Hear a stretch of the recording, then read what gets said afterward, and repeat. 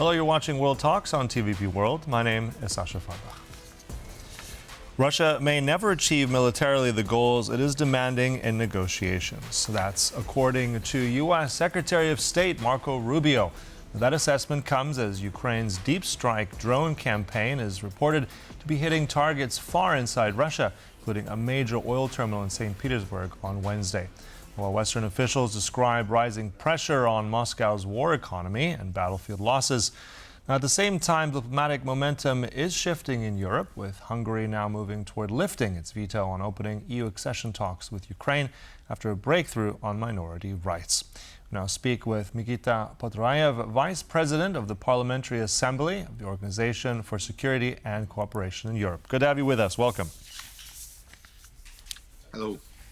I just want to begin with this quote from Mr. Rubio here, and just as well as the NATO Secretary General Mark Rutte, who was just in Kiev and also said that there's a loss, the Russians are encountering 30,000 troops per month. So if we take those combined, how is Russia's war right now? Can they win at all with these kind of statements?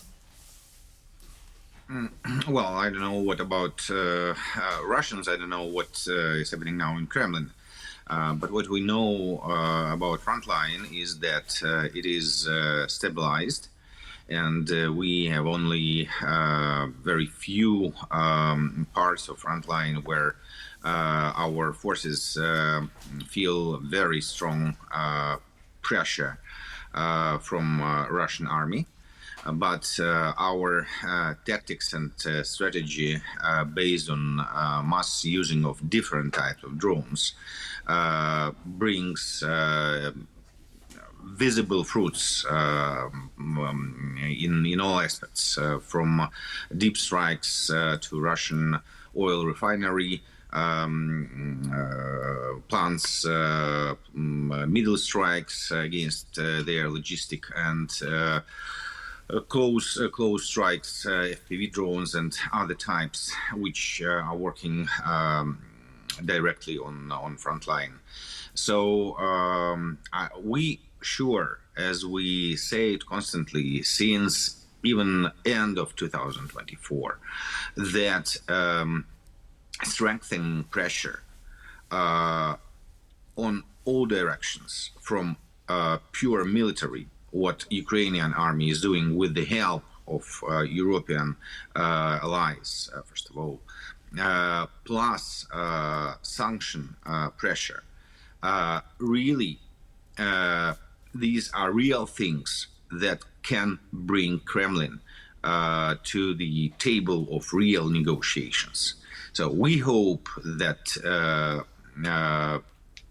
if we all do what we do, I mean Ukraine and our friends and partners in Europe and in the United States, we hope that by autumn there will be possibly a window for real negotiations about a real ceasefire.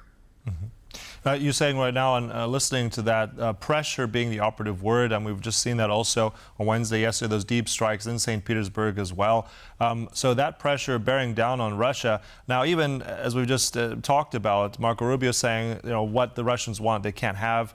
NATO Secretary General about the losses, what you've just said, the drone war, and then just what you make of this next statement. This is the Russian ambassador to the UK. I believe this was just yesterday on Sky, where I'm quoting him here, that we cannot lose this war. We simply have to win it. So how does that fit? What do you make of that statement, considering all the other things we've just talked about? Well, look, Russia constantly is trying to raise the price. They use potential nuclear carriers like Resnik and others, and it makes no influence on us here. But probably they hope that it could influence somehow people in Europe or in the United States. I don't know. And such statements as you've just quoted, they have the same absolutely goal as using these so-called unique rockets against Ukraine. They just say such things to break our unity and to break our rational understanding that Russia, with every day, face more and more serious problems. So what they're trying to show by using these unique but sincerely ridiculous Wunderwaffen, and by such statements, they are trying to show that they are stronger than they are. They are not strong, and they become weaker and weaker with every, not even month, with every week. And yes, it's not like geometrical progression. It's not like breakthrough. It's not like tsunami.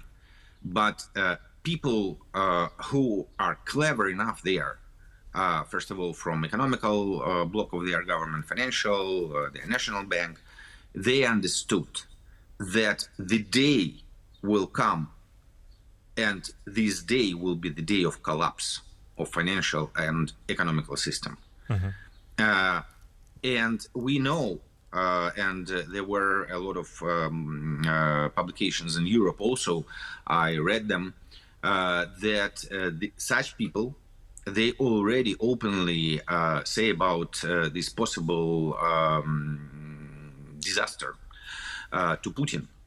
But Putin and his military and political bloc, they will do, and they will try to use any possible chance till practically end line, trying to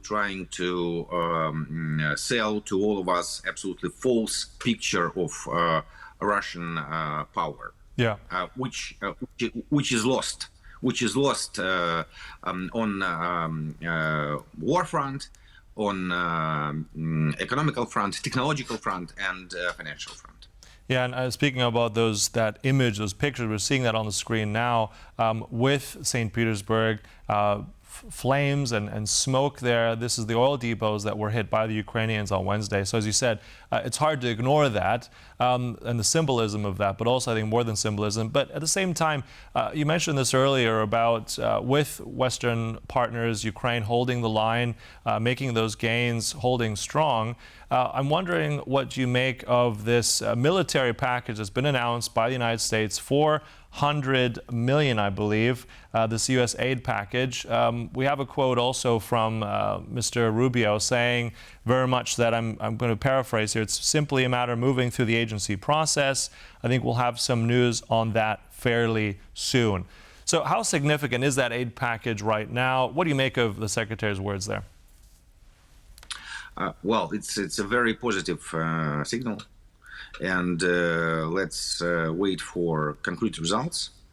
What I should stress, that Ukraine and Europe showed that even without direct American supplies and financial support, Ukraine, with the help of United Europe, can not only successfully fight, not only successfully defend itself, but to change situation on Frontline and to change situation inside Russia. So if the United States will be ready again to come back to the game, okay, with because we know that all American weapon that we got through last year and this year was just bought, so paid by European money through Pearl program. So if the United States are going to come back to the game, it will be and it definitely will be a serious game changer, and can very, very much closer real negotiations and real agreements about end of this war. Okay, and I just want to quickly go also into more of the political front, also with Ukraine, what was announced also with Cyprus in terms of the EU accession process, with Hungary now apparently lifting or ready to lift its veto for that accession process for the Ukraine about minority rights. So tell us a bit more how significant that is, and we have got that June 15th deadline coming up as well. Where is Ukraine in that process in your mind now? We are very realistically, with optimism, but realistically, look at new Hungarian position. It's not like red line, you know. For us, always, it was important that all our citizens, and I don't see, and our doors always were open for all possible missions to come here to see by their own eyes, that there is no problem for Hungarians to study their own language and perish their own culture. So as for Romanians, Polish, Bulgarians, and all other national minorities that are our treasure, Ukrainian treasure, our national minorities, they are our Ukrainian treasure. So the only thing that we wanted to provide through all last years is possibility for them have full citizenship, you know, because if you live in Ukraine, the same about Poland. If you live in Poland, you will always have the full civil rights if you know Polish language.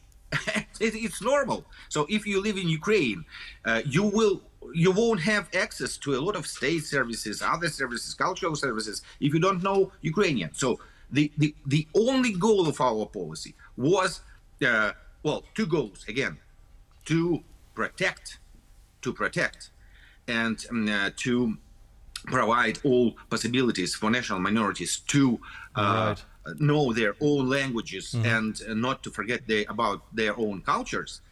But at the same time, give them access to Ukraine to learning Ukrainian language. And that's all. Yeah. So I'm sure that we will reach the agreement with Hungarians. So as I believe and sure that we, together with our Polish colleagues, could overcome also really hard pages in our history, and we will go further in future. And if necessary, we will defend each other as we did through all last year. Yeah, sorry to interrupt there, but I mean, going forward further, thank you so much. That was Mykyta Poturaiev, OSCE. Thank you so much for that. And thank you for watching. That concludes World Talks. We'll stay right here on TVP World for more.